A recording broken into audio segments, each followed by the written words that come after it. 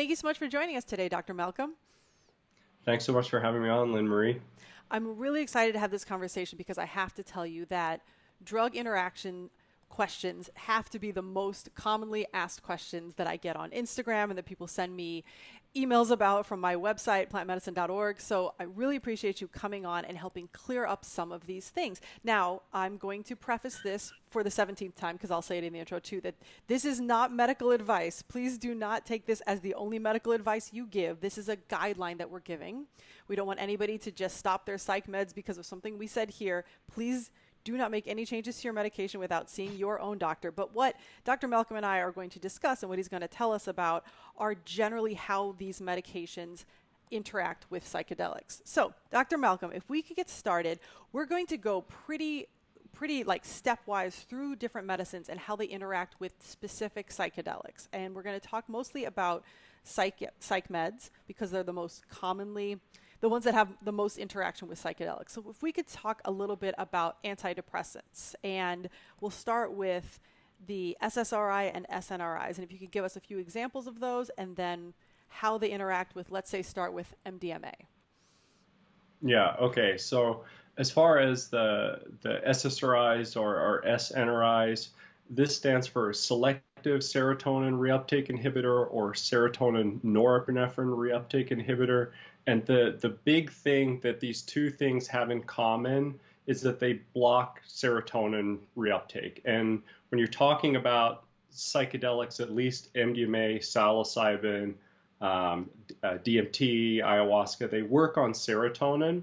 So you can collectively think of the interaction potential of SSRIs and SNRIs as being pretty similar across the board with psychedelics. So from the SSRIs, we have things like fluoxetine or Prozac, citalopram or Celexa, escitalopram or Lexapro, paroxetine or Paxil, sertraline or Zoloft. Those are probably the biggest ones, most common ones. From the SNRIs, you have Effexor or venlafaxine, as well as Cymbalta or duloxetine are probably the two most common ones. There's a few new antidepressants out there, vortioxetine as well as Trintellix, and these also block the serotonin reuptake pump and probably could be thought of as having a similar type of at least physical interaction risk with psychedelics overall. Is Wellbutrin in there somewhere? Where's Wellbutrin fall? I would put Wellbutrin in a different Okay. category as far as its ability to interact with psychedelics. It works on dopamine and norepinephrine, so it does not work primarily on serotonin, which does, I think, change its psychological and potentially physical type of interaction profile as well, depending on the psychedelic. So you said MDMA, so let's talk about the SSRIs or SNRIs with MDMA. And oftentimes you hear things like when you mix two serotonergic drugs, you get serotonin syndrome. And that's true for certain types of serotonergic drugs with certain types of mechanisms, but it really does not seem to be true with the SSRIs or SNRIs and MDMA. On the contrary, it seems that SSRIs or SNRIs are able to block MDMA from being able to release serotonin, which is its primary mechanism. So essentially, it blocks MDMA from being able to work. And there's a number of studies that have been done in healthy human volunteers that have taken a variety of serotonin blocking antidepressants for up to a week and taken MDMA and seen almost an abolishment of the effects of MDMA. So when you're talking about antidepressants and MDMA, at least the SSRIs or SNRIs is probably more of a contraindication because of a lack of effect rather than a physical safety risk. And probably like the next common question after this is like, well, can I take just a very big dose of MDMA to kind of get around this? And that's probably not advisable for a number of reasons, really, because if it does get around it, then you may be at risk of overdosing on MDMA. So it seems, unfortunately, as far as what we know about MDMA and SSRIs or SNRIs right now, it's probably not worth it if you're approaching MDMA from a therapeutic perspective. Got it. Got it. It may even be longer than, I guess, I don't know. I'll let you ask the question. Oh, well, no. We'll finish your thoughts on that. I was going to move on to Wellbutrin. So, Well, I guess like the next question is like, well, how long do I have to be off of my SSRI or SNRI to use MDMA and get a good effect from it? And that's also something that's not really known well. In the clinical trials, it seems like people were required to be off for at least 2 weeks. However, I believe that there's some observations from those trials that people off even longer, a few of them run into still blunted effects or muted types of experiences. So there's some thought that beyond this kind of immediate mechanistic canceling out effect, that antidepressants like the SSRIs or SNRIs in the long term create changes that makes the brain more resistant to using a psychedelic like MDMA. And oftentimes when you would be talking with a patient about using an antidepressant like an SSRI and SNRI, you would tell them that this drug does not work immediately. It takes 4 to 6 weeks to have this full clinical therapeutic effect. So perhaps in some ways it's reasonable to think that maybe it takes at least 4 to 6 weeks for the brain to reset itself in a similar configuration to the way it was prior to using antidepressant when you're stopping it, and that a longer period of time may not be necessary. So I guess there's not a clear answer out there right now. Probably a minimum attempt would be 2 weeks, but if you are able to stay off of your antidepressant, be well for longer, it might be worth trying longer.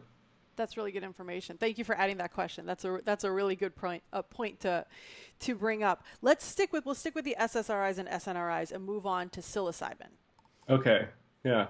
So psilocybin, it's a similar picture as far as a blunted experience or a muted experience. There's a lot less controlled experimental data about psilocybin and antidepressants compared to MDMA, though. And psilocybin seems to be a little bit more of a mixed bag, and that some people actually do seem to get a psychedelic effect from psilocybin even while taking antidepressants. Some people don't. Some people, have told me, I've eaten 5 grams of potent mushrooms. My friends are, tripping beyond belief, and I'm kind of sitting there wondering what's going on. And other times, people have told me that, I was on my antidepressant and I microdosed, and it was hugely helpful for me. So it's a very mixed bag with psilocybin mushrooms and the SSRIs or SNRIs. Again, we're pretty confident that it's going to be a physically safe thing, and that you're not going to run into a life-threatening type of toxicity like a serotonin syndrome. Psilocybin is very safe in this regard. You can take massive overdoses of psilocybin and you don't die from life-threatening toxicities, and the presence of antidepressants or not is not likely to change that. Can you run into more serotonin-based side effects? Nausea, irritability, insomnia, those types of things? It's possible, but again, there's really not very much controlled research to understand it. Some of it's planned and ongoing right now, but psilocybin is a different picture than MDMA, because with MDMA it seems pretty clear the effect's almost abolished. With psilocybin it seems more of a mixed bag. So then it creates the question of, is it the dose of antidepressant? Is there something that's related to the individual? Is it is there something about individual antidepressants within these classes that are driving this? And yeah, that's exactly where my knowledge ends and the universe begins at the moment. Good to know. And can you clarify for the people out there what serotonin syndrome is? Yeah, that's great. So when we're talking about serotonin syndrome, for me, it really means a life-threatening type of physical toxicity. And, the kind of hallmark symptoms are going to be a very high fever or hyperthermia. And, I'm talking, at least 38.5, but probably more than above 40 degrees centigrade, which, equates to 103, 104 and above types of fever. So very high types of fevers, and then myoclonic types of seizures are the kind of two big hallmark symptoms of serotonin syndrome, along with a change in mood state. So oftentimes someone will become agitated and combative, or comatose if it's extremely severe. And at that point, it's a very life-threatening thing. Extremely rare with psychedelics, but serotonin syndrome itself is out there. Oftentimes, you hear people say, I tried this drug and that drug, and I got serotonin syndrome. And then you kind of ask, well, what happened? It's like, well, I was almost panicking for a period of a few hours, and I vomited and I had diarrhea, and like. I'm not arguing that person experienced something adverse, and an adverse experience related to probably too much serotonin. But to me, that sort of falls outside what I would actually define as a serotonin syndrome. So there's a spectrum of serotonin-related adverse effects that can happen with, nausea, a slight anxiety, a little bit of insomnia being the most mild things, all the way to life-threatening, which is where I kind of reserve the term for serotonin syndrome. So when I say, there's no risk of serotonin syndrome, essentially I'm saying, you're not going to die from this combination from a serotonin-related toxicity. Could you get some of those more mild types of serotonin things from combining serotonergic drugs? It's highly possible.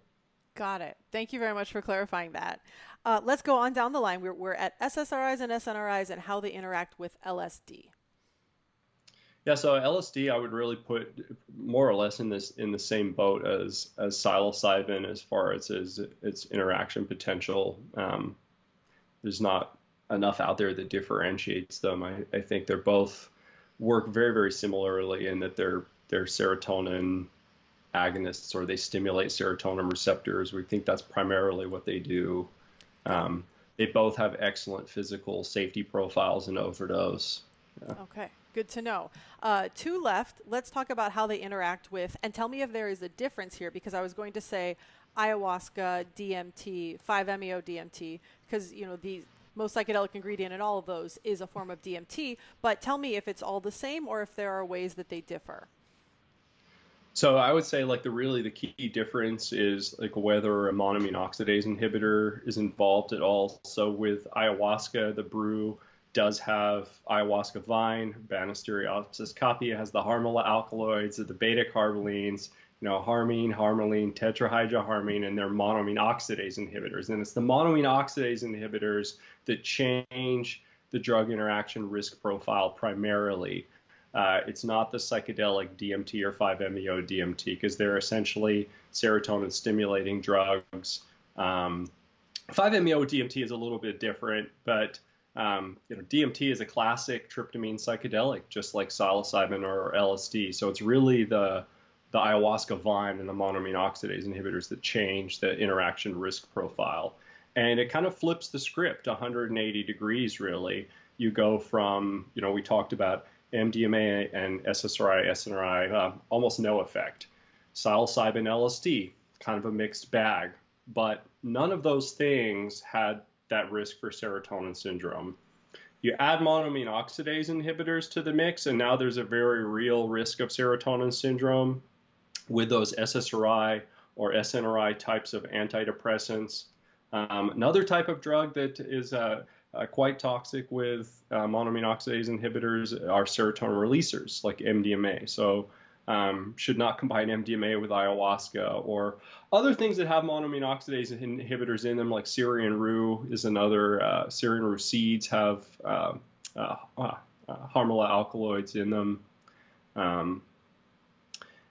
So the SSRI, SNRIs with ayahuasca essentially does have that risk of a fatal type of serotonin toxicity. And, you really do, just for physical reasons, need to stay off of those types of antidepressants for at least 2 weeks prior to using ayahuasca, with the exception of fluoxetine or Prozac. If you're taking that drug, it stays in the body for a very long time, and you should probably stay off of it for 6 weeks.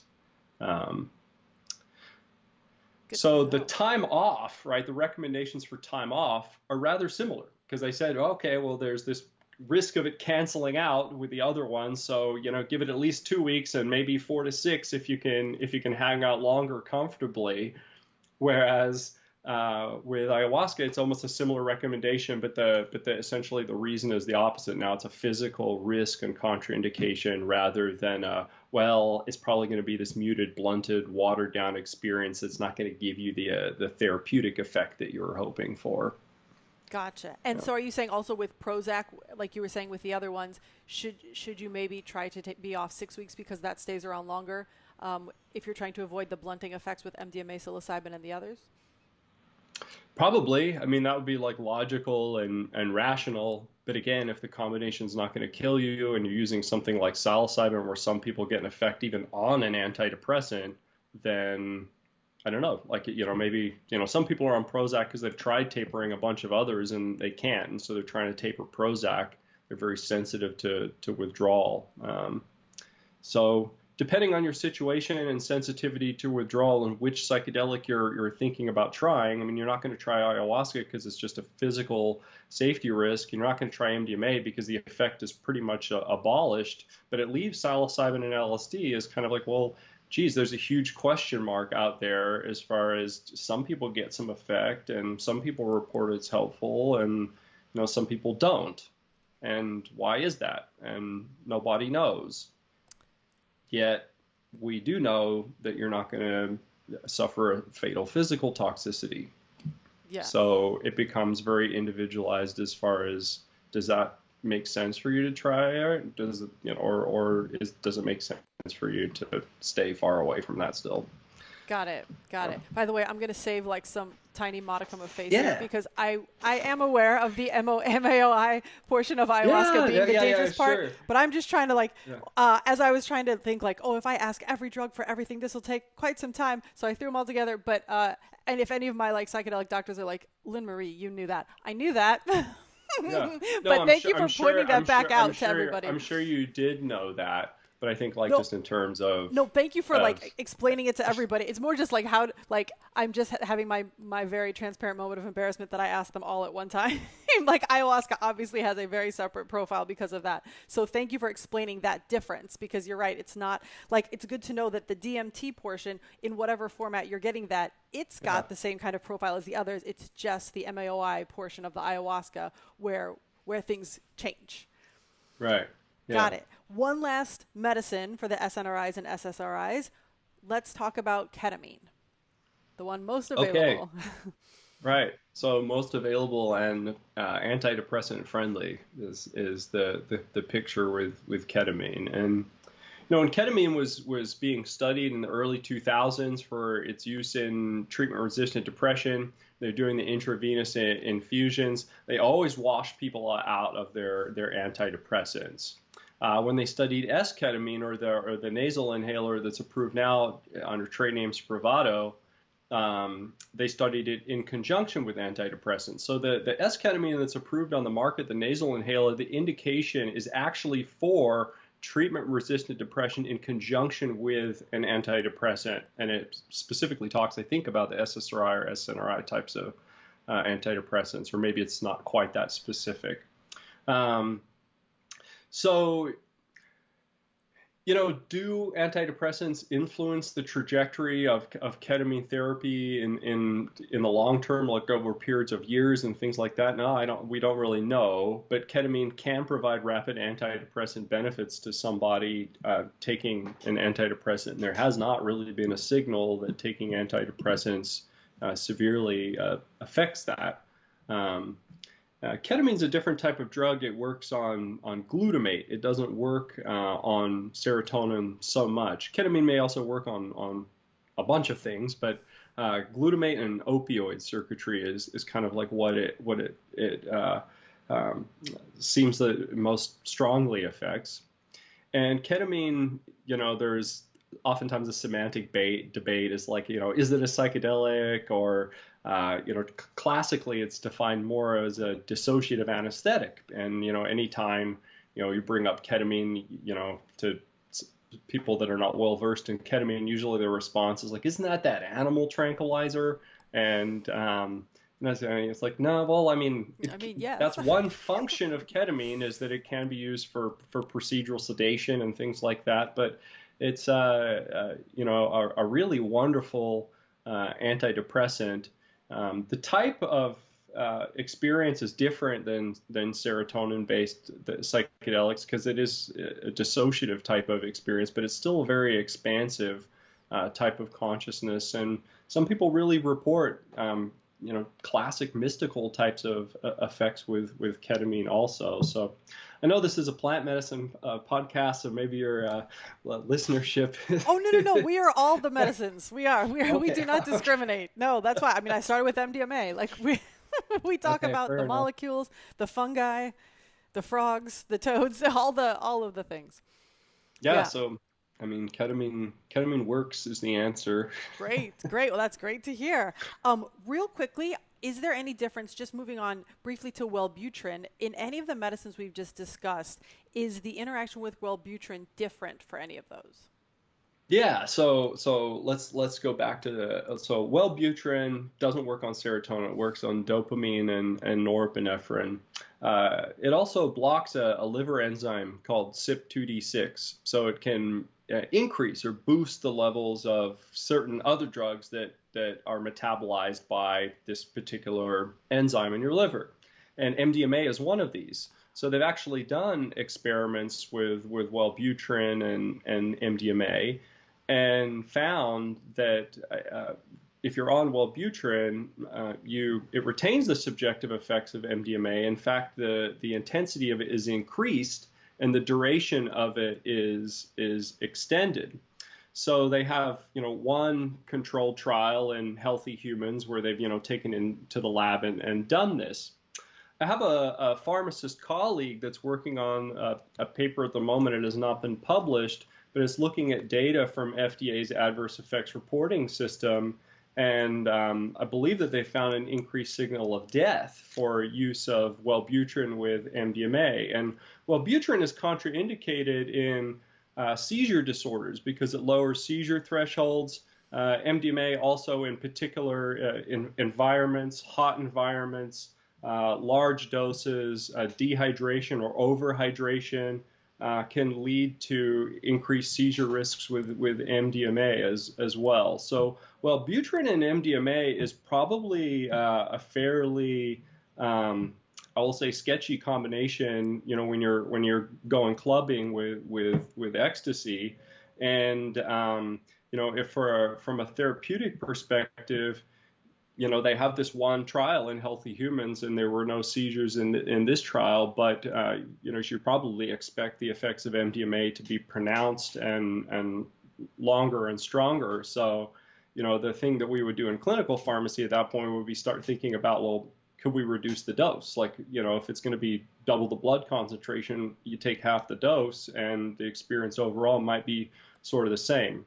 I don't know if we really have enough to support like an approach like that right now, but that's sort of like how my mind works with it, instead of just saying like, oh, absolutely not. But when my colleague told me about this data from the adverse effects reporting system, it was certainly like, wow, that's something to really think about and consider in all this. Yeah. With psilocybin and LSD, they probably retain subjective psychedelic effects with Wellbutrin because it doesn't work on serotonin, and neither of those drugs are appreciably metabolized by 2D6. So if you're sort of, geez, I'm not really attached to which serotonergic psychedelic I try, but I'm taking Wellbutrin, psilocybin would be safer. And I mean, psilocybin is just safer in general. It just exactly. Can take large overdoses of psilocybin mushrooms and not die, whereas you just can't do that with MDMA. Let's see, Wellbutrin and ayahuasca, that's probably a gray area type of combination. Real strong stimulants like cocaine or amphetamine are definitely contraindicated with ayahuasca, as are serotonergic antidepressants. Wellbutrin is a weak stimulant antidepressant, so it sort of falls in this area where, it definitely is not as stimulating as cocaine. So from that perspective, the risk is probably less. But, could someone run into a blood pressure so high that there'd be a risk for a stroke or something like that? Possibly. So for Wellbutrin and ayahuasca, it's probably a gray area, but it's probably something that you may not want to experiment with, really. Um, Got it. Got it. And I'm assuming A-OK with ketamine. Yep. Okay. Yeah. Great. Great. Let's move on to benzodiazepines, what a lot of people are taking for generally anxiety type disorders. If you could give us a few examples of those, and then we could start with MDMA on down with that. Yeah. So the benzodiazepines, as far as examples go, you have several types: diazepam or Valium, alprazolam or Xanax, Ativan or lorazepam, Klonopin or clonazepam, Restoril or temazepam. Those are probably the most commonly prescribed ones. But really, if you caught on there, anything that ends in azazepam is probably a benzodiazepine, as that's their sort of generic suffix for their class. And how do they interact with, let's start with MDMA? Yeah, so benzodiazepines essentially work on a neurotransmitter in your brain called GABA, and it's an inhibitory neurotransmitter, and it's globally inhibitory. So, medically, benzodiazepines can be used for, sedation. They're used for stopping seizures. So they're used for, calming, like the seizures in electrical storm. Use a large dose of a benzo, it calms it down. Even when we're talking about like serotonin syndrome. So it's like the management is supportive, but if you're going to give a drug, one of them, probably the first one, might be a benzodiazepine because it's just calming to the brain and central nervous system in general. So using anxiety disorders for that calming type of effect, it seems like it does decrease the effects of psychedelics, but probably not quite to the extent that, when we talked about antidepressants like the SSRIs or SNRIs, that probably not to that extent. And it's probably maybe dependent on like what dose of benzodiazepine you're on, and how often you take it. Sometimes, some people are, I take a lorazepam, a 0.5 milligram, twice a week for sleep. Is that going to interfere with something? It's like, probably not. I mean, you take it twice a week, so it should be no issue to just wait 72 hours before using a psychedelic. And, it's probably either gone or minimally existent in your system at any given point, unless it was 6 hours ago. So sure. Whereas like other people, maybe taking higher doses of benzodiazepines chronically, multiple times a day. Benzodiazepines can also have dependence, tolerance, and addiction. So sometimes you're not talking about using benzodiazepines every now and again. You're talking about like a substance use disorder, which probably comes with its own set of implications. So with the benzodiazepines, when you're kind of thinking about it, really, actually, even though they just globally inhibit the effects of psychedelics, at least in a chronic user, the things are probably, it's probably stacked towards either don't try psychedelics or, don't stop the benzodiazepine, because benzodiazepines are just different than other drugs as far as stopping them. They tend to be extremely difficult for people, and the higher the dose somebody's on, the longer they've been on it, and particularly the older they are as well, the more severe and difficult withdrawal can be. And the kind of worst case, right, is someone being on a pretty high dose of benzodiazepine and stopping abruptly and ending up with something like seizures or psychosis. You can even kind of just mentally break down and have psychotic episodes when stopping large doses of benzodiazepines abruptly. So it's really unfortunate because of the physical dependence, and habituation often makes people either want to stay on them, or if they want to get off of them, it can be rather difficult. Benzodiazepines in general, too, we know that they, because of their inhibitory effect on cognition, if you take a very, very large dose of benzodiazepine, or if you mix it with alcohol, you can actually end up with like blackout or like memory loss. Um, so we know that benzodiazepines interfere with therapeutic processes in general. Like people, like they've done experiments, for example, if you're in therapy, persons on benzodiazepines versus not, the ones that are not tend to do better in therapy overall. Benzodiazepines, according to the Veterans Administration, the harm outweighs the benefit for use in veterans with PTSD. Maybe because of the habituating intolerance and substance use problems that often comes as far as trying to cope with symptoms of PTSD, but also the effect that benzodiazepines can have on memory and memory processes. So oftentimes, you're thinking about psychedelic therapies as, really trying to unearth repressed memories and bring this material out and work, deeper than they've ever worked in a therapeutic process before. And so, again, not physically dangerous.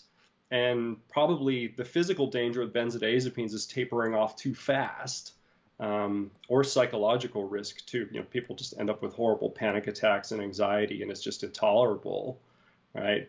But staying on them could kind of just make the therapeutic process lag overall. So again, there's no right answer. It really just depends on what type of benzodiazepine user they are, all the way from the intermittent user where it's no problem to the daily user for anxiety that really struggles with psychiatric problems and tapering off, to the person that, comes from a history of sedative use disorders and benzodiazepine use disorders. So there's a lot of ground to cover when it comes to benzodiazepine use, but that intermittent user, the 2-3 times a week, a low dose, is probably not going to be an issue or having horrible problems stopping for a week to clear it out. But when it gets to daily use, multiple times a day use, elderly people that have been taking it for months and months to years on end, yeah, you got to tread more cautiously there. Got it. I understand. And something you brought up, thank you for sharing all that, by the way. Something that you brought up, it got me thinking of, we hadn't discussed this prior to recording, but what about sleep meds? Are there any sleep meds that are contraindicated with using psychedelics, and how long would you recommend after using one before using? Yeah, so that's good. That's a good follow-up, because sleep meds are sedating, and they're essentially broadly divided, kind of into, well, I guess you could divide them into many different things. But so there's some that I would kind of consider similarly almost to the benzodiazepines, and those would be things like zolpidem or Ambien, Lunesta or isoprene. I forget what the generic is, but Sonata is the brand name. All work on GABA.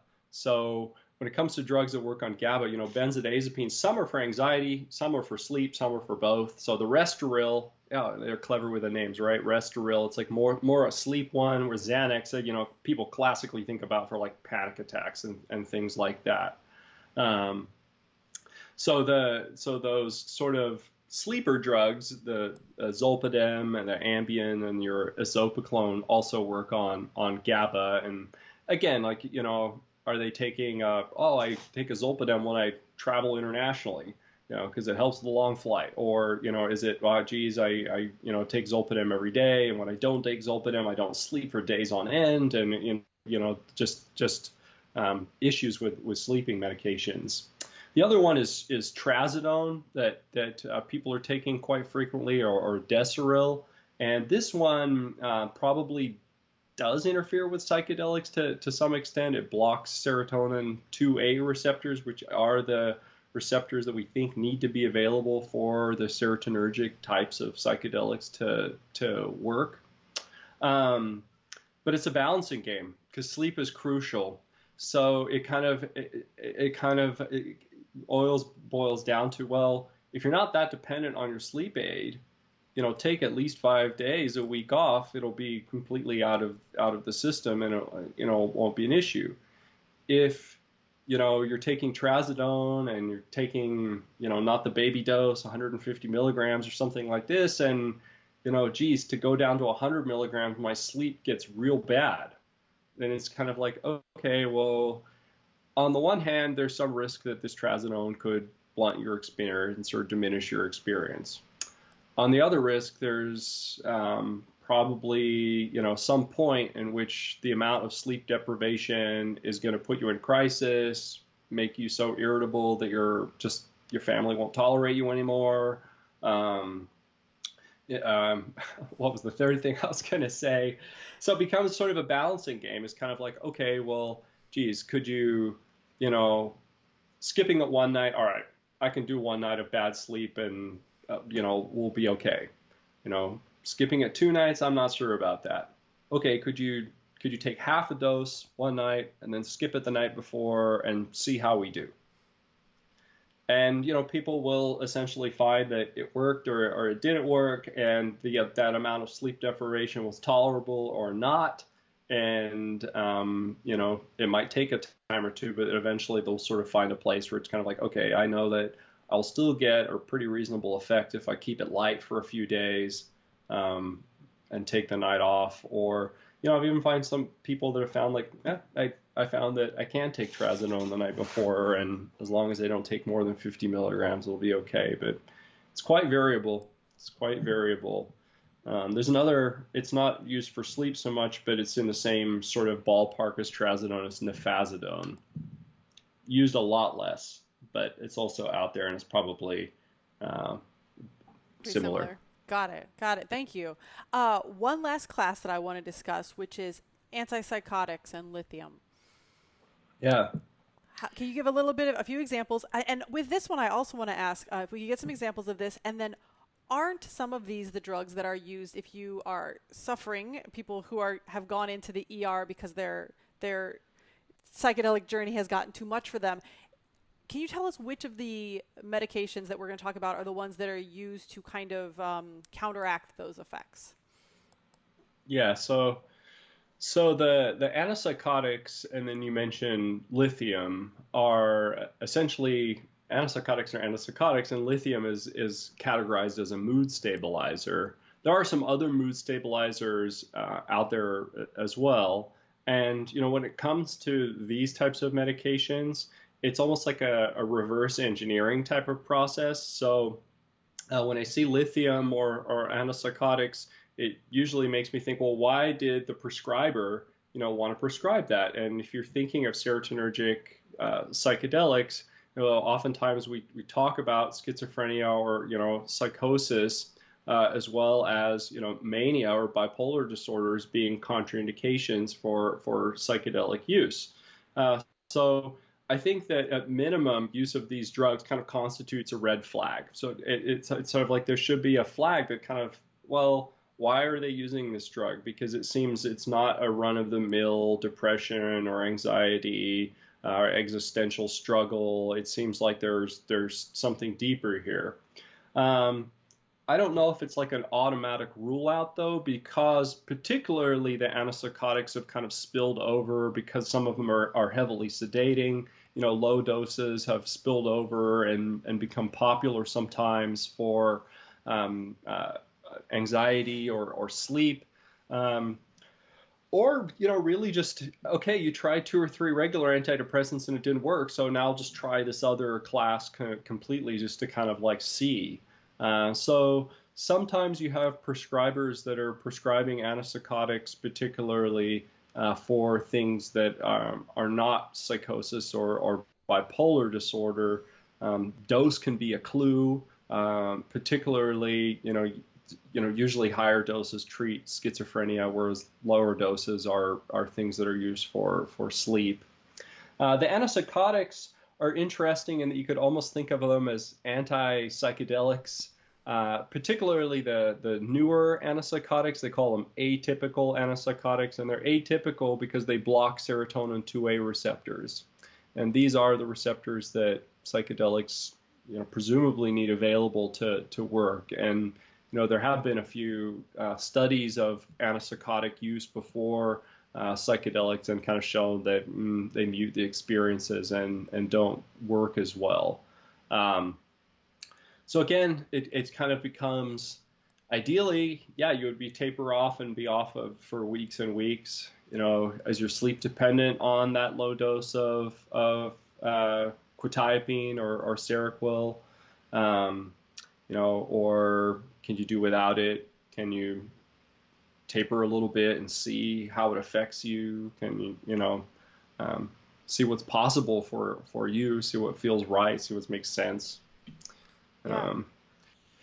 I think those are like, again, yeah, they're not hard contraindications, but you should be careful, particularly the antipsychotics. With lithium, it really might be sort of a hard contraindication. There's very little data about it.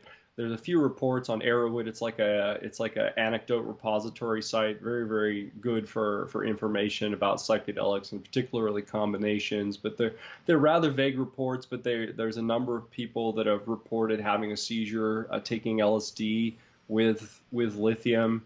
I wouldn't mix lithium and ayahuasca. You probably do have a risk of serotonin syndrome. So lithium in particular might be closer to the realm of just, I think it's a kind of a contraindication, at least a full dose of lithium. I guess for full clarity, there's a supplement, an over-the-counter lithium, a lithium orotate. It, has, it's like compared to the lithium carbonate or citrate they use for bipolar disorder, it's kind of like 100-fold less lithium in it. So that one, you still may want to stop it for a few days because there's no discontinuation syndrome from that supplement that I'm aware of. But, it's a different, if someone says, I take lithium orotate, the mind doesn't necessarily jump directly to, wow, like they probably have, some doctor thinks they have bipolar disorder. No.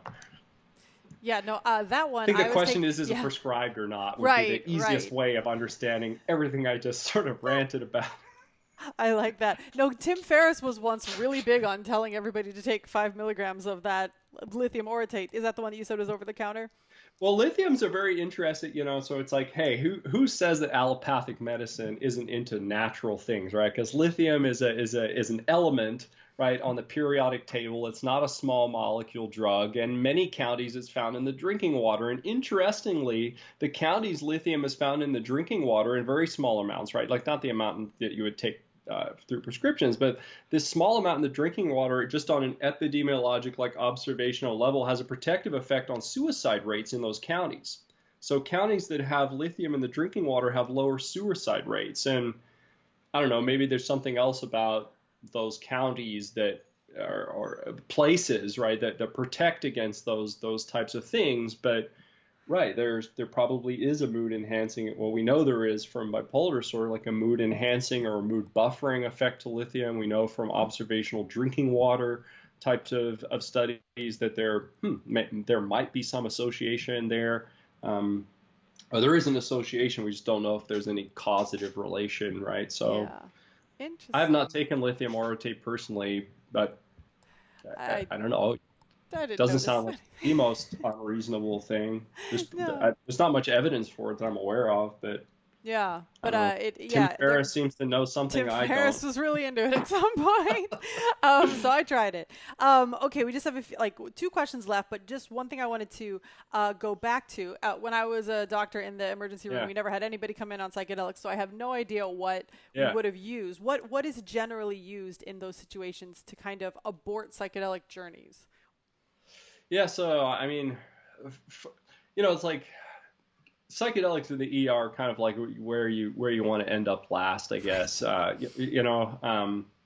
Unless you're really worried about some of these physical things that we've talked about, people running really high fevers, you witnessed something that looked like a seizure happening. Yes, by all means, like really, you've got to draw the line somewhere. But really, for maybe, or I guess another one would be like severe and like persistent type of psychological things that go on way past like what you would expect for the duration of the experience. Like I think the real you got to seek medical attention things are relatively clear, and it's mostly, unfortunately, the sort of clandestine nature of psychedelic use. or maybe use in kind of remote environments that maybe sometimes prevents people from getting care that prevents tragedy, essentially, because it really is, like you say, such a rare thing that someone needs to go to the ER because they took particularly a psychedelic like psilocybin. If you look at hallucinogen research use guidelines, they say for people that are experiencing difficulty in a psychedelic experience, the number one thing would be emotional support. If that doesn't work, they actually recommend a benzodiazepine next, so something like lorazepam. And if all else fails, right, then probably antipsychotics, and probably wouldn't really introduce the antipsychotics until, right, it was very much proven that it was one of these things that's persistent and ongoing and not stopping, and probably wouldn't throw that in the middle of the experience, unless there was just, people are agitated, combative, trying to hurt themselves, trying to hurt other people. There's extreme circumstances that warrant extreme things, but I guess, for people that come to the emergency room, they're having a panic attack on a psychedelic like psilocybin or LSD, probably just isolating them in the room, dimming the lights, and having someone stay with them is enough. Agitated, combative, hostile, benzodiazepine, right? But I think it would have to be pretty extreme before you would consider a cocktail that involved an antipsychotic. Yeah, the reason I bring this up is twofold. One, for the medical professionals who may be in the ER out there wondering what to do when somebody comes in. And so that's great advice to, like you said, just kind of the harm reduction technique is like, how can we bring the set and setting somewhere more comfortable, less stimulating, and before using some kind of medication to intervene. But the other reason is because you might have seen that there are these drug companies, and there was at least one that we found an off switch for LSD. And so when I posted that on Instagram, there were a number of people that commented, there already is an off switch. And there was just this like ongoing debate on like what the off switches were. And so I was just interested to see what your take was on. Yeah, so what would be the off switch? I'm not sure, right? Like I saw this article, and maybe they're not telling quite yet, but I suspect that it's a specific like serotonin 2A blocking drug. And you're right in to be fair, well, antipsychotics, if you take them before psychedelics, block the experiences. Like benzodiazepines, they can reduce the agitation and calm, an LSD trip that's going wild, right? And it's like, yes, the atypical antipsychotics, besides blocking the serotonin 2A receptor, block a dopamine receptor. There's at least one, maybe two antipsychotics on the market now that are for Parkinson's disease that just block serotonin 2A receptors. So I have a feeling that it's kind of this spin-off of antipsychotic genesis that focuses on the serotonin 2A receptor and is trying to forget about dopamine. But we'll wait and see what they, Interesting. I think my reaction was something along the lines of, okay, but right, is that I don't know. Yeah, it was an interesting thing that I think everybody was pretty surprised to see, and then caused a lot of speculation. One last thing I wanted to ask you about was just, we were talking about all of these essentially in the context of a regular dose. Any difference that you would think for microdosing with any of these? I mean, as far as like that, because, we've really talked about like acute physical risks and what might happen psychologically as far as muted, normal, or intensified. With microdoses, you're talking about using very, very small doses. And you're probably not talking about using something like MDMA that depletes serotonin. You're probably talking about using something like psilocybin, LSD. And so for those, I mean, the drugs have great physical safety profiles in very, very large doses. So as far as thinking about, gosh, is there going to be some horrible interaction risk that kind of pops out of the closet with a very, very small dose of, psilocybin or LSD with my antidepressant? Or probably not. I still wouldn't microdose ayahuasca with the antidepressants. I'm just too concerned about the MAOI or monoamine oxidase inhibitor risk.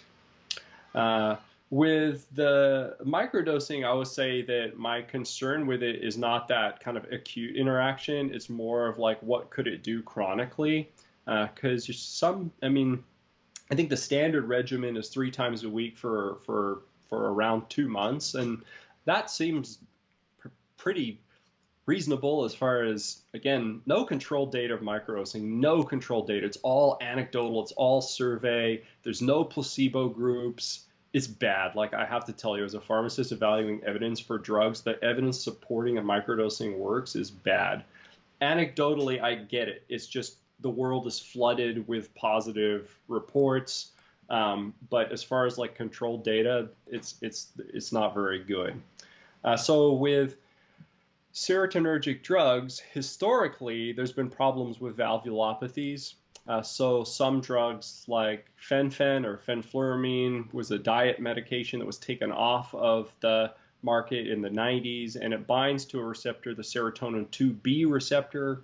Psilocybin and LSD also bind to the serotonin 2B receptor, amongst others. Other ergoline compounds like related to LSD that are not psychoactive, like methasergide, like kind of like more pharmacological or migraine drugs, do have rare risks of valvulopathies associated with them. So I think my caution on microdosing is kind of, hey, if you're doing the standard thing where it's 2 or 3 times a week for a couple months and journaling and sitting back and waiting a month and seeing what happens and reevaluate, okay, like there's probably not so much risk in that. But if you're sort of, well, I'm taking psilocybin 5 days a week and I've been doing that for 18 months now, it's sort of like you're treading in territory that no one really knows what's going on there, I don't think. And to get a drug approved, the FDA is pretty serious about this. They would require, essentially, before and after studies using a pretty sensitive method like echocardiography, like is like the level of detail that they want on serotonin drugs like this. And there's one other serotonin drug, Belviq or Lorcaserin. It was a weight loss drug. And it had a hard time getting through clinical trials because they did want so much data on this valvulopathy stuff. But eventually it made it to market, and it was a serotonin 2C agonist. It's more of an anorectic type of thing. This one was actually taken off of the market now just earlier this year in January, because after 4 or 5 years of post-marketing surveillance, it seemed like there was some increased risk of cancers. Very small risk, but cancer is no joke, right? So I think my caution with microdosing is that people tend to be very focused on, geez, will I get serotonin syndrome and die if I mix my SSRI with a microdose of psilocybin? And the answer is definitively no. However, what are the chronic effects of using a serotonin agonist over time? And also, I think microdosing is just inherently different. This is pretty speculative to say this, but it seems like large doses of psychedelics are about liberating emotional content and kind of restricting the logical mind. And, I have to wonder, sometimes I hear people, I microdosed 3 or 4 times. It was wonderful. The 5th time, I got extremely tired, or the 5th time, it was like the most horrible anxiety-ridden day I've had in a long time. And so I kind of wonder if microdosing surfaces some of this emotional content and makes the user more sensitive to emotion in a slower process over time, in a way that, sure, you get some initial mood uplifting effects, but it's a process still. And it's a process that, you're enhancing your emotional sensitivity. So if you're not paying attention to your environment, or your environment is inherently a toxic one that is very difficult to escape, then that therapy of enhancing your emotion may not actually be the best therapeutic strategy, and it could kind of push you towards kind of blowing up. All very speculative, right? And I don't want to, I don't know, be such a wet blanket on microdosing, I guess. But there's a lot less known about it, whereas what I do know is that if you get into a safe environment and take a medium dose of a pretty safe psychedelic like psilocybin, there's a reasonable chance something pretty good is going to happen, whereas all the rest is kind of a mystery to me and a lot of others. Yeah. Well, I appreciate your words of caution, especially on the valvulopathy, which, if people don't know, that's a cardiac issue. So if you're thinking like it's only psychiatric issues that can happen, there's some cardiac issues as well to look out for. So thank you for, like I said, bringing that up. And for all of the information you shared, this has been very interesting and I'm sure very, very informative because, like I said, these questions come up all the time. Dr. Malcolm, can you tell people where to find you? Yeah, so you can find me at spiritpharmacist.com. I'm also on Facebook, and I'm also involved in launching a new website, psychedelicschool.com. I'm going to have courses available there on psychedelic pharmacology, foundational pharmacology, pharmacology by substance, and eventually kind of more clinical use types of courses.